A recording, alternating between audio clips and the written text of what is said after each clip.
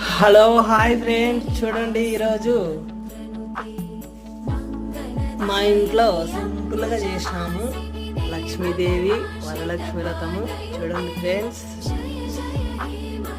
ఎంతో చక్కగా ఈరోజు గోమాతను పెట్టినాము.